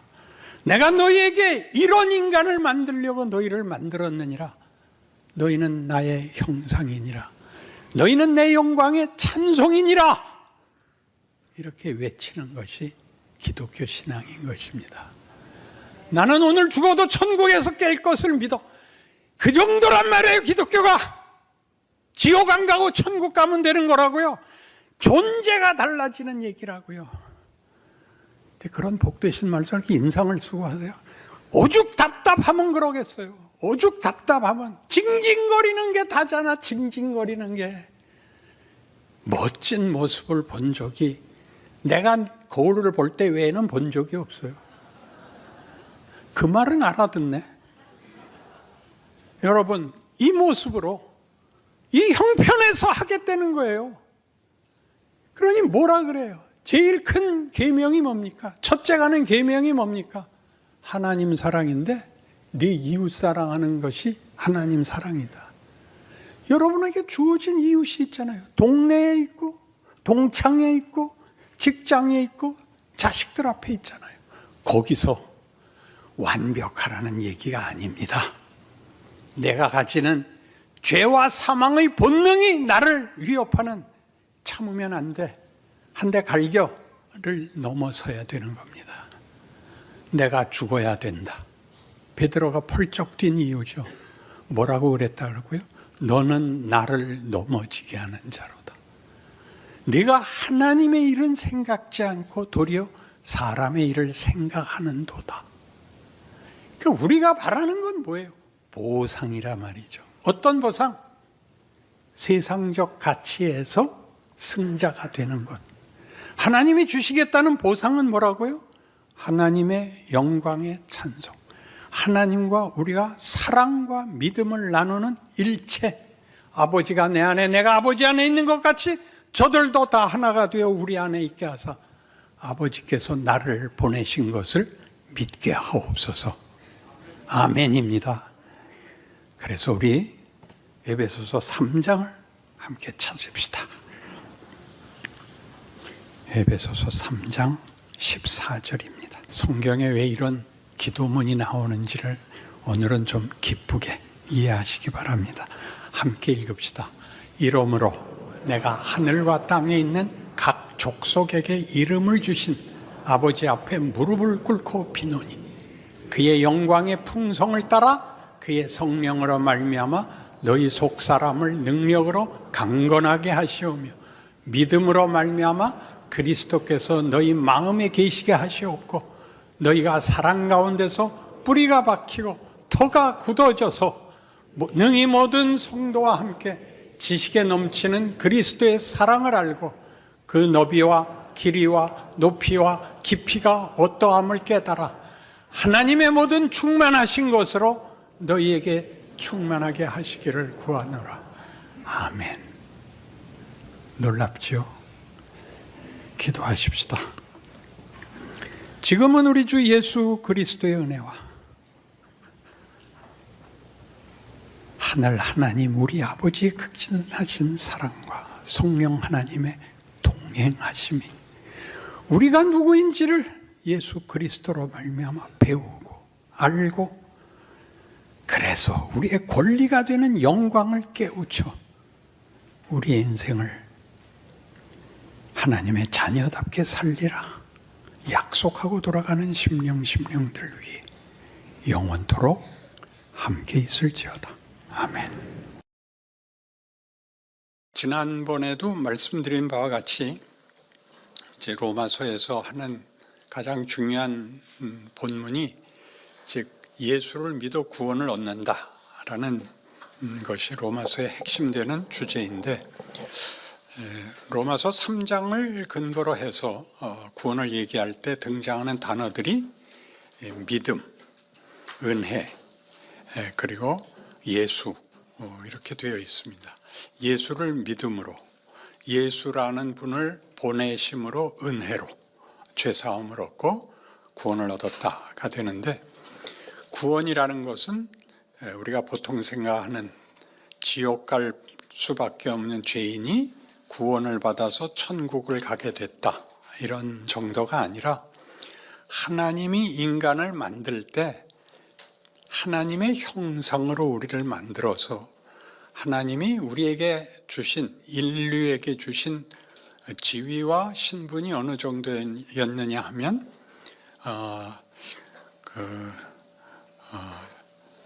번성하고 땅에 충만하라 그리고 세상을 다스려라 생육하고 번성하여 땅에 충만하라 세상을 다스려라 이것이 인간에게 준 지위입니다. 그런데 그들이 선악과를 따먹음으로 인해서 죄인이 되고 사망에 이르게 되죠. 그것은 하나님이 경고했던 바와 같습니다. 선악과는 먹지 마라. 그런데 먹었고 먹는 바람에 경고하신 대로 사망에 이르러서 창세기 5장에 나오는 모든 옛살 선조들 이름들이 그 생애가 900살이 넘지만 결국은 다 죽었다로 끝나는 것으로 성경이 인간의 실패를 꾸짖고 있습니다. 그런데 이런 일들은 다시 잘 생각해 보시면 하나님이 범죄한 아담을 죽여버리고 새로 인간을 만들면 더 쉽지 않았느냐 하는 생각을 우리가 지워버릴 수가 없고, 또 하나는 먹으면 안 되는 건 왜 만들었느냐라고 하나님께 우리가 오히려 반문을 할 수도 있습니다. 여기는 중요한 문제가 하나 있는데, 하나님이 자신의 형상으로 인간을 만들었다는 그 약속 속에는 우리가 하나님의 상대역이 된다는 뜻입니다. 상대역이 된다는 것은 대등한 관계를 가지는 것인데, 대등한 관계의 최고의 영광을 우리가 주로 기독교를 대표하는 단어를 쓸 때 같이 믿음과 사랑이라고 합니다. 그러니까 믿음과 사랑은 해야 되는 윤리가 아니라 관계에 있어서 가장 긴밀하고 복된 관계를 말하는 것입니다. 그것이 예수를 믿으라는 말 속에는, 그러니까 예수를 믿으면 구원을 얻는다는 얘기가 우리의 결정에 의해서 시작이 된다는 뜻이 아니라, 하나님이 예수를 우리에게 보낼 때, 우리가 잘 아는 대로 우리가 아직 죄인 되었을 때 그리스도께서 우리를 위하여 죽으심으로 하나님이 우리에 대한 자기의 사랑을 확증하셨느니라와 같이, 믿음이라는 말은 하나님이 우리와의 자신의 관계를 표현하는 단어입니다. 전에도 설명드렸듯이 여러분의 자식이 말을 듣지 않으면 도저히 안 되겠다 싶으면 체벌을 하고, 그리고 자식에게 밥 먹으라고 하고, 얻어맞은 자식은 안 먹는다고 버티고, 그러나 달래서 밥을 먹이면서 말하기를 난 널 믿어 라고 얘기할 때 조건을 얘기하는 것도, 자격을 요구하는 것도 아니라 부모가 자식에 대하여 가지는 기대, 욕심입니다. 그 욕심이 나쁜 욕심이 아니라 자식이 더 잘 되기를 바라는 것이 부모의 마음인 것 같이, 하나님이 우리를 만들 때 그런 존재로 만들었다는 것이 창조 이야기입니다. 그런데 우리는 그를 배반했고, 그래서 하나님과의 관계가 끊어지는 바람에 생명에서 떠나 있어서 우리는 옳은 일을 할 수 없고 옳은 생각을 할 수 없게 됩니다. 그러자 하나님이 창세기 12장에 등장하는 아브라함으로부터 시작하는 내가 네게 복을 주어 네 이름을 창대케 하리니 너는 복의 근원이 될지라. 너를 축복하는 자에게는 내가 복을 내리고 너를 저주하는 자에게는 내가 저주하리니 땅의 모든 족속이 너를 인하여 복을 얻을 것이니라 로 시작하는 이스라엘 역사가 시작이 됩니다. 약속의 자손들이 태어납니다. 이 약속은 앞에 있었던 창조와 방불한 언명입니다. 빛이 있으라 한 것 같이, 땅에 육축이 충만하라 한 것 같이 너는 복이 되어라 라고 말씀하시는 것입니다. 이것은 아브라함의 자격과 조건의 보상이 아니라 하나님이 인류에 대해서 가지는 창조 때의 목적, 너희는 내 형상이며 너희는 나와 사랑과 믿음의 대상이고 상대다, 이것을 하나님이 포기하지 않으셨다는 선언인 것입니다. 그래서 이스라엘에게 어떤 걸 주느냐 하면 나는 너희 조상의 하나님이니 아브라함과 이삭과 야곱의 하나님이다 라는 얘기는 아브라함을 우상을 섬기던 갈대아 우르에 살던 촌사람을 불러내서 약속을 준 것 같이, 그리고 그에게 복을 약속한 것 같이, 그 복의 약속이 모든 족속이 너를 인하여, 그는 조건이 아니라 너를 부른 것 같이 내가 복을 주고야 말겠다를 선언한 것 같이, 그리고 이삭을 낳은 것 같이 애를 낳을 수 없는 100살에 가지게 된 자식, 그 자식을 또 잡으라고 했던, 그래서 죽여야 했던 것을 살려줌으로써 하나님이 나는 창조의 하나님이요 부활의 하나님이라고 자신을 설명한 것이 이삭.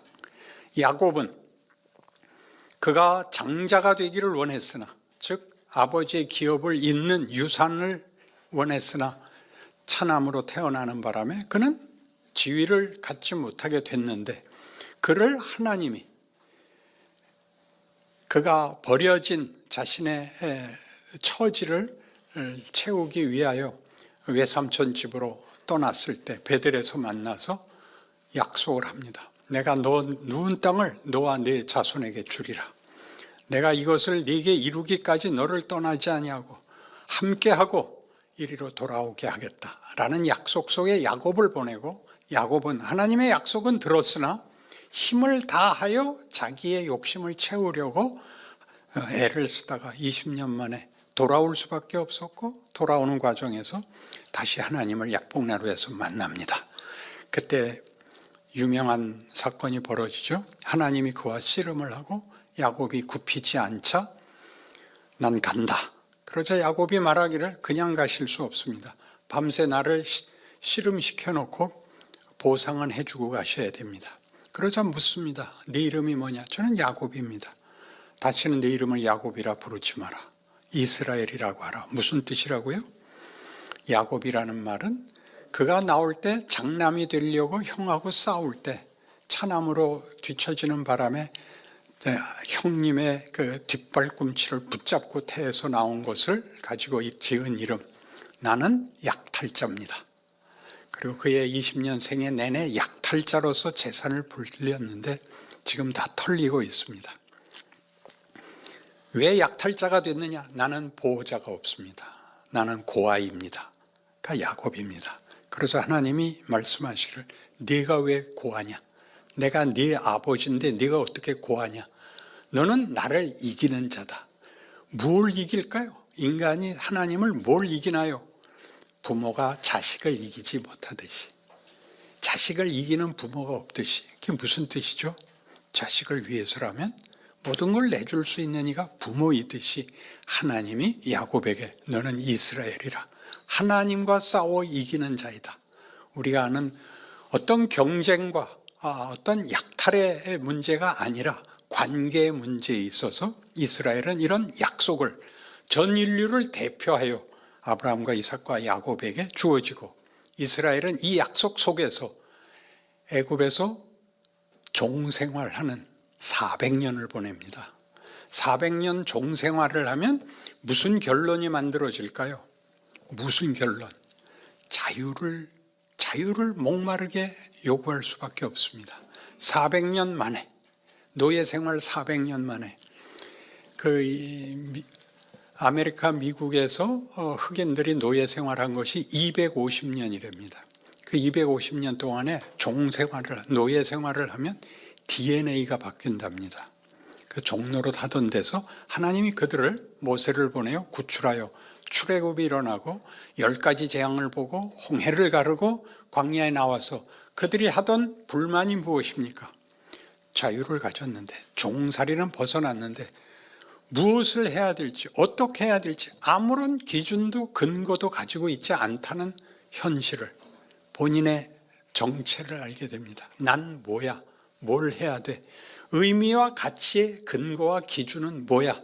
이걸 물어야 되는 게 자유의 책임입니다. 그러니까 그들은 자꾸 뭐라고 답을 했죠? 돌아가자입니다. 돌아가면 쉽죠. 고민할 필요 없이 시키는 거 하면 되니까. 그래서 광야에서 그들은 맴돌다 죽게 놔두고 다음 세대를 데리고 가나안에 들어갑니다. 그들이 가나안에 들어가서 한 게 뭐죠? 우상을 섬깁니다. 열왕기까지, 사사기 열왕기까지 우상을 섬기는데, 왜 우상을 섬긴다 그랬죠? 하나님은 달래는 걸 안 줍니다. 하나님에게 우리가 달래는 건 뭐죠? 생각 없이 살게 해 주십시오입니다. 고민 없고 고통 없고 어려움 없게 해 주십시오. 하나님이 우리에게 그럽니다. 그거는 생명이 아니다. 거기에는 명예가 없다. 나는 너희를 돌처럼, 진흙처럼 놔둘 수 없다. 그러니까 바벨론 포로가 되는 겁니다. 그리고 예수가 옵니다. 예수가 와서 하나님이 인류를 뭘 만들고 싶은가의 모델을 보이십니다. 나는 너희를 내 자녀로 부르고 있다. 내 아들을 봐라. 이렇게 되는 거죠. 그래서 예수의 죽음은 하나님이 우리에게 만들려고 하는 것을 구약 내내 실패한 것 같이 예수님 시대에도 유대인들이 실패하여 그를 죽입니다. 그런데 그를 죽임으로써 예수께서 하나님과의 관계가 끊어져 사망의 자리에 가서 거기서 부활하심으로 사망으로 끝나는 인류의 운명을 다시 뒤집었다라고 얘기하는 것이 부활입니다. 어디까지요? 원래 창조의 목적, 하나님의 영광의 찬송으로 부른 그 목적을 이루기 위하여 우리가 갈 때까지 간 곳까지 쫓아와서 우리와 동일한 조건과 상황 속에서 우리를 대신하여, 우리를 대표하여 우리를 모두 창조의 영광을 회복하고 완성하기로 한다라고 부활하셨다고 하는 얘기입니다. 그걸 이제 어떻게 역사에서는 드러내느냐 하면 이 예수까지 못 박은 이스라엘의 반대, 이스라엘의 무지로 인해서 복음이 이스라엘 백성이 가졌어야 되는 약속의 백성이라는 그 정체성이 예수를 죽임으로 말미암아, 예수를 반대함으로 말미암아 이들은 예수를 못 믿고 안 믿고 이방으로 복음이 넘어갑니다. 그래서 바울만 해도 터키와 그리스와 이태리까지를 선교 여행으로 해서 이방들이 예수를 믿는 일이 일어나죠. 성경이 대조하고 싶은 것이 무엇인가를 보십시오. 예수를 믿는다는 것이 예수를 봄으로써 하나님이 우리를 자녀로 대하고 있고 자녀로 부르고 있고 자녀로 만들고 있다는 깊은 의미를 깨우치는 것과 이스라엘은 생각하기를 하나님이 하려는 율법을 지키고 있으면 그 다음에 적극적인 의미의 정체와 신분과 본문은 나 좋은 거 만들겠다. 여기서 우상이 탄생했거든요. 심지어 시내산에서 모세가 율법을 받는 동안에 금송아지를 짓고 그 금송아지 이름이 뭡니까? 이는 너희를 애굽에서 인도하여 낸 너희의 신이니라. 이렇게 금송아지에다가 하나님의 이름을 붙입니다. 그러니까 구약 역사의 실패, 그리고 지금 신약 역사에서 보는 이스라엘의 실패가 어떻게 이방으로 넘어왔느냐? 원래는 이들이 성공하여 제사장 국가의 책임을 져서 복음을 우리에게 증거해야 맞는데 그들이 거절하는 바람에 하나님이 이스라엘에게 주기로 한 것을 이방에 줌으로써 오늘 읽은 대로 이스라엘로 하여금 시기하게 만듭니다.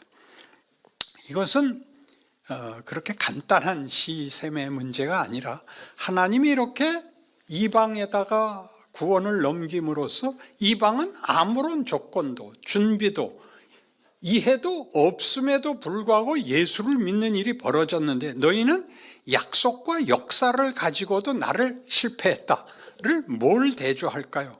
누구는 믿었고 누구는 안 믿었다의 문제가 아니라 기독교라는 걸 믿는다는, 기독교라는 종교가 무엇인가 해서 이스라엘은 끊임없이 윤리를 지키고 도덕을 지키는 문제가 됐고 이방으로 넘어올 때는 예수의 죽으심으로 증거된 하나님의 은혜가 두드러지게 그러니까 이 구약의 이스라엘과 신약의 교회와 대비되는 것입니다.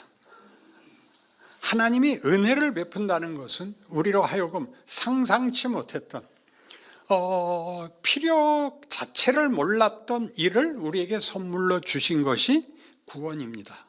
우리의 정체가 변하고 우리의 운명이 바뀝니다.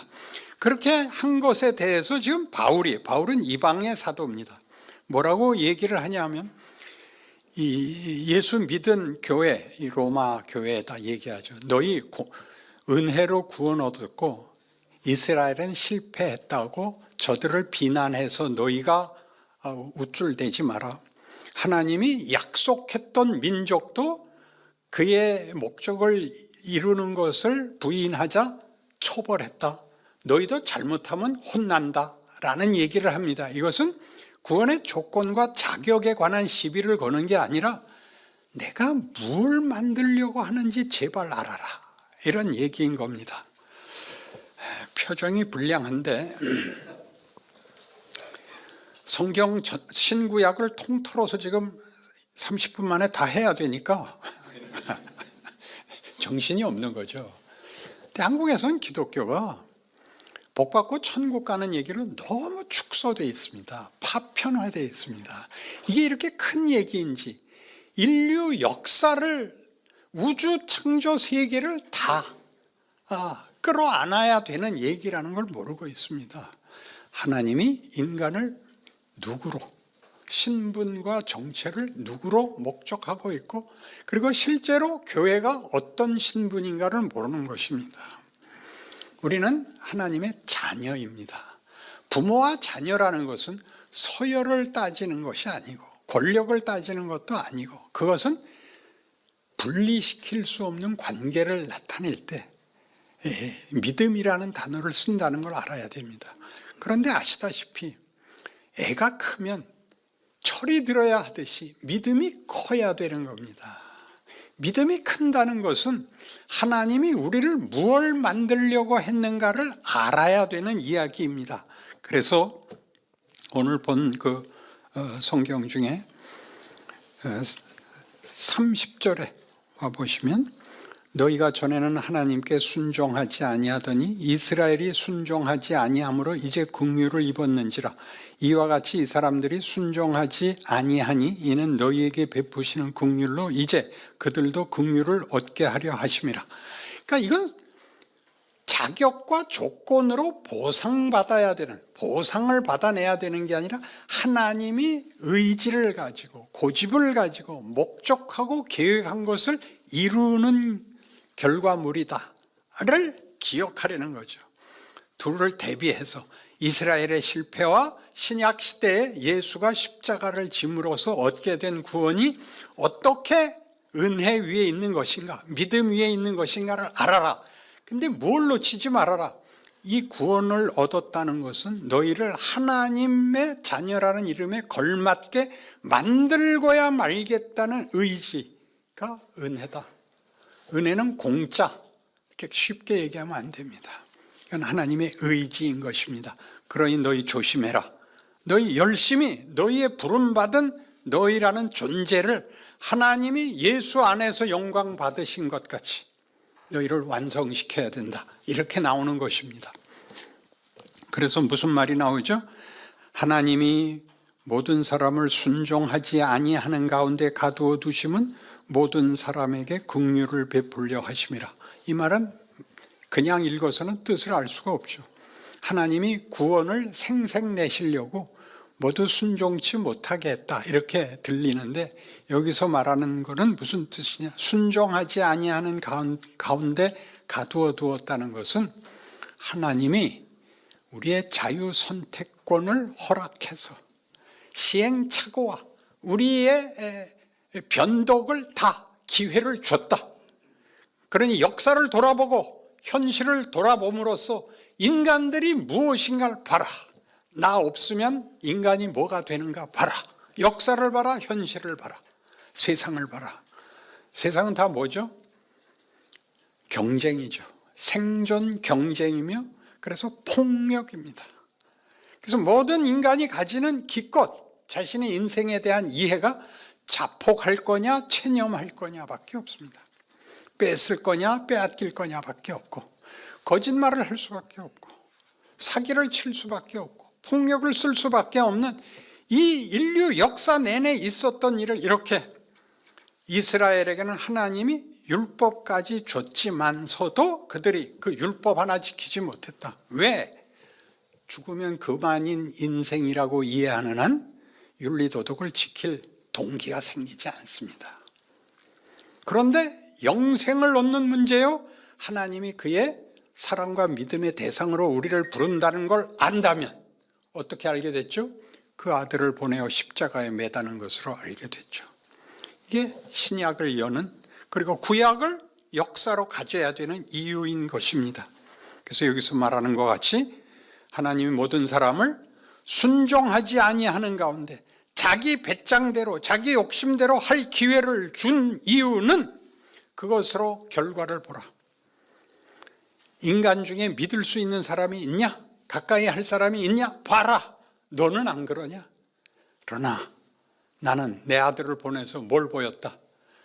그가 자기를 부인하고 십자가의 죽으심으로 하나님의 영광을 증언했다. 하나님이 그 아들을 섬기는 자, 희생하는 자, 남을 사랑할 수 있고 믿을 수 있고 그래서 자신을 바칠 수 있는 자로 드러내심은 하나님이 어떤 분인가에 관한 것이며 우리를 만드신 하나님이 우리에게 무엇을 요구하고 있는지를 증명하는 사건이다. 이렇게 얘기하는 것입니다. 알아듣는다, 못 알아듣는다? 알아듣는다. 그래서 그 다음에 뭐가 나오나 보세요. 깊도다 하나님의 지혜와 지식의 풍성함이요 그의 판단은 헤아리지 못할 것이며 그의 길은 찾지 못할 것이로다. 방법론을 얘기하거나 기술을 얘기하는 게 아니라 우리의 상상을 벗어나는 하나님의 우리를 기르심, 우리라는 존재의 완성품이 가지는 그 신분, 그 존재를 상상할 수 없는 것입니다. 신과 사랑을 나누며 믿음을 나누며 대화를 나누는 관계로 우리를 부르고 있다. 우리를 만들고 있다. 잊지 마라. 성경이 왜 구약은 실패로 끝났는데 이렇게 긴 역사를 기록했다고요? 모든 경우에 다 실패했다. 뭘 실패했다? 하나님이 만들려고 하는 것을 아무도 쫓아오지 못하고 지가 되고 싶은 것만 요구했다. 그래서 그 많은 벌을 받고도 깨우치지 못했다. 그래서 어떤 식으로 했다? 이 역사를 조건으로 해서 예수가 오심으로 예수로 말미암아 하나님이 우리에게 만들고자 하는 신분, 정체, 존재, 지위를 보이셨다. 우리가 그런 존재다. 이렇게 떨어지는 것입니다. 깊도다 하나님의 지혜, 지식의 풍성함이요 그의 판단은 헤아리지 못할 것이며 그의 길은 찾지 못할 것이로다. 우리의 상상을 벗어나죠. 누가 주의 마음을 알았느냐? 누가 그의 모사가 되었느냐? 누가 주께 먼저 드려서 갚으심을 받겠느냐? 조건과 자격으로 받아낼 수 있는 것이 무엇이 있냐? 우리가 무엇으로 그에게 보상하라고 말할 수 있냐? 그가 주시는 것이 우리의 상상을 뛰어넘고 우리의 소원을 뛰어넘는 것이라는 걸 모르겠단 말이냐? 이는 만물이 주에게서 나오고 주로 말미암고 주에게로 돌아감이라. 그에게 영광이 세세에 있을지어다. 아멘이 되는 것입니다. 성경을 10번 통독해도 못 알아듣는 얘기를 30분 동안 해치웠으니까 질문하십시오. 오늘은 더 이상 나가면 여기가 흐려지니까 뇌가 찢어지니까 네, 하십시오. 그러면 우리는 어떻게 살아야 됩니까? 어떻게 살아야 되냐면 금방 이건 알잖아요. 세상이 어떤 꼴인지는 알잖아. 인간이 뭔지는 알잖아. 자신이 그럴 뿐만 아니라 주변이 다 그렇잖아. 다 사기꾼이지. 아니 글쎄 일단 여기부터 그렇잖아. 그러니까 믿는다는 건 뭐냐면 우리는 사기를 치지 않아도 되는 존재가 되었습니다를 어디까지 알아가느냐가 시간이 걸린다고요. 그러니까 이 나이에 되었으면 우리가 그래도 믿는 것이 40년, 50년, 60년, 70년, 80년까지 돼도 왔는데 앞으로 어떻게 살아야 되냐. 그러니까 이제 자기만큼 살면 돼. 예? 자기만큼 살면 된다. 자기 실력만큼. 그게 참 추상적인 말 아닙니까? 어떻게 이게 자기만큼이라는 게 무슨 뜻이냐면 이제 12장 할 때 다음에 더 할 텐데 완벽해지는 게 아니야. 그렇죠. 사랑을 주고받는 것은 나이와 상관이 없어. 3살, 5살, 10살, 20살, 40살, 80살 다 똑같은 믿음의 관계고 헤어질 수 없는 조건인데 철이 어디까지 드느냐는 각자의 몫이야. 철이 어디까지 드느냐는. 틀려도 되고 모자라도 돼. 그건 괜찮아. 근데 그래서 하나님이 나를 버려도 할 말이 없다로는 자폭은 하지 말라는 얘기야. 그리고 내가 철이 들면 명예를 더 갖게 돼. 명예를. 인간이 자기 하나를 위해서 사는 이기적인 사람에서 조금 나아져. 웃을 줄 알고 용서할 줄 알고 편들어 줄 줄을 알게 돼요. 그러니까 신앙은 윤리 도덕의 완성이 아니라 관계에서의 너그러움이야. 벌써 날 째려보는 눈초리가 그럼 뭐야? 도저히 안 먹으면 다 알잖아요. 좀 구체적으로 좀 말씀하시라는데 추정적으로만 말씀하시면 그렇게 되는 거 아닙니까? 구체적으로 어떻게 나오냐면, 그래서 나중에 이제 12장에 나오면 너를 핍박하는 자를 저주하지 말라. 저주하지 말고 축복하라야. 그리고 맨 끝에가 12장 마지막 절은 악에게 지지 말고 선으로 악을 이기라야. 그러니까 뭘 해야 되냐면 현실에서의 도전을 어떻게 반응하느냐야. 매일 하루 24시간 도전이 와. 일단 부부끼리도 와. 말 안 들어. 그때 어떻게 하느냐를 가르치는 거야.